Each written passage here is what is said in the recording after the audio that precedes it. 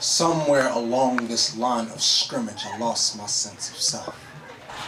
15,000 concussions over 45 years will do that to a man. My name is Junior Seau, and football is the only identity that I have ever known. Once upon a time, I made my family's name synonymous with greatness, but nowadays, their faces have been casted into a shadow of my memories. I met my son for the 12th time since last Tuesday, and I still cannot remember what his name was, but he asked me if playing in the NFL was worth losing my sanity. If the fans screaming my name was the only reason I could remember who I was, and if I loved his mother anywhere near as much as I loved my playbook, would I still be home? And I responded by asking him for his name again. I'm not too good with short-term retention.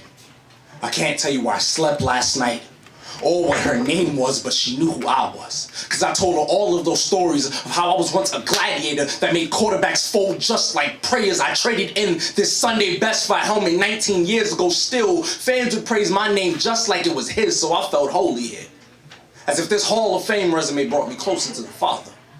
Or if crucifying this body on the field made me more like the Son, but the afterlife for retired NFL players is far from heavenly, because 78% of us will be alcohol or drug addicted, bankrupt, or divorced within 2 years of our retirement, and I was all three. See, the NFL is a place where you're judged solely on your statistics, so I've always gone above and beyond them, even when they were the very cause of my downfall. They say the legacy will outlive the body.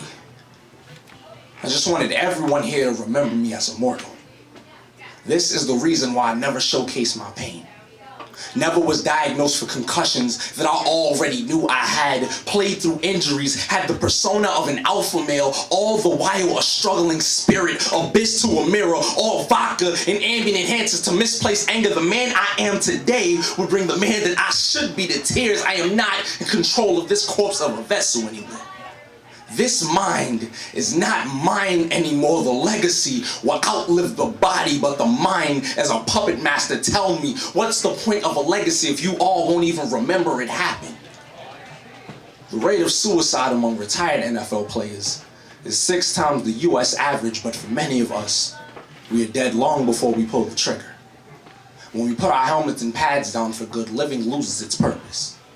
But when my mind tells me to forget that my purpose even existed, I become an empty casing of the man that I thought I was, and when you find my farewell, I promise you it'll already be too late.